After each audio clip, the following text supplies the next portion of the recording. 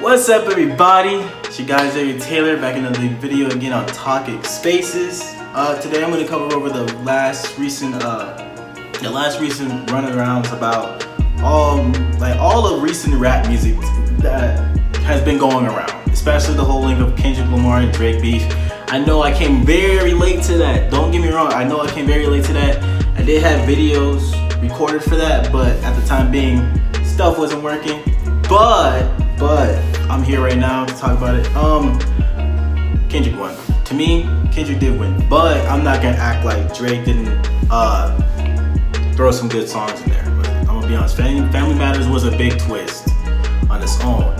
But what made it hard to really listen to Drake and during all that was that Kendrick was dropping songs probably like a minute or 5 after, making every reaction. I was watching reactions left and right, and everybody was acting like, yo, what is K-Dot doing? Because he's dropping songs right after Drake on the night.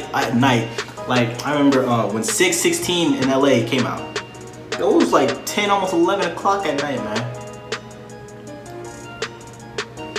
That was like after Push-Ups. Not gonna lie, Push-Up was a good startup song on Drake. I'm not gonna hold. That was a good song. I like music. I'm not gonna pretend like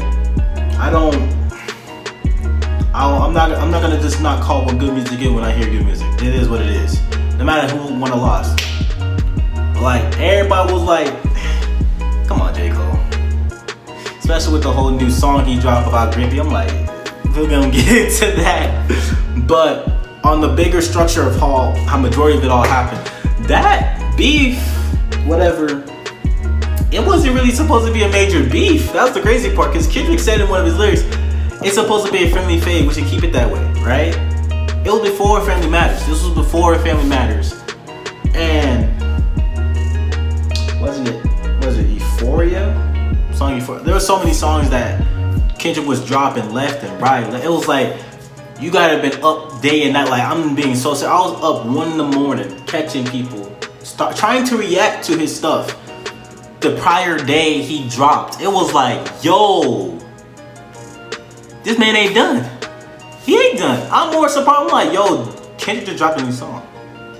And it was around 1:20-ish, 1:20 p.m., a.m., almost 12, almost 1 a.m. in the morning. Where everybody's already listening to Push-Ups and everything, like, okay, whatever, yeah, get it, right.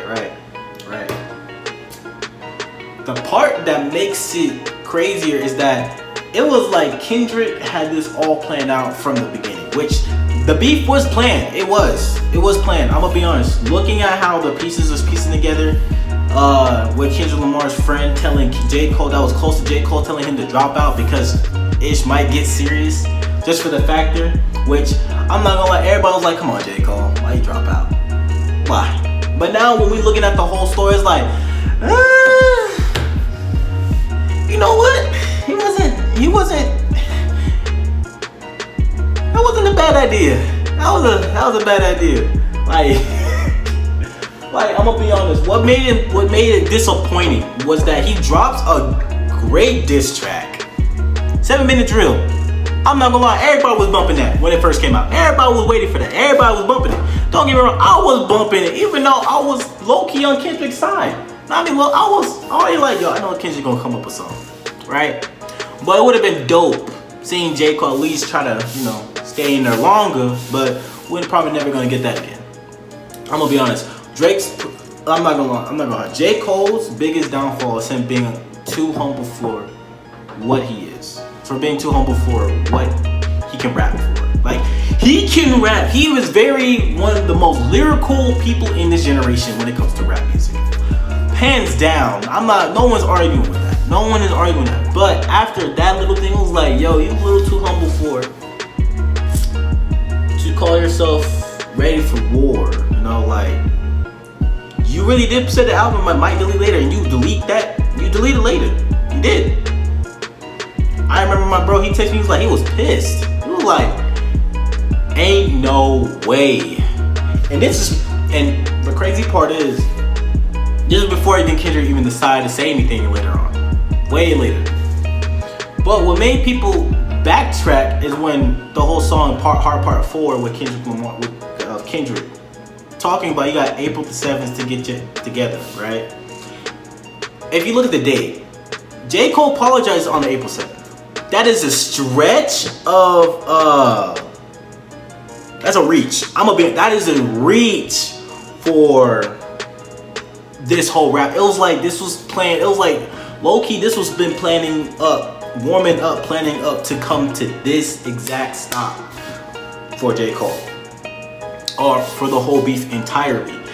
And knowing me, I was really reading like I was a little bit way too invested than I should have been in it. But I was like, I'm really like, yo, there is no way in hell this man Kendrick just comes out and like, hey, I see dead people. I'm not gonna lie.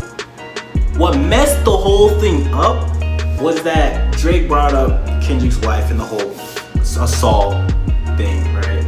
Woman beater, pretty much calling him a woman beater. But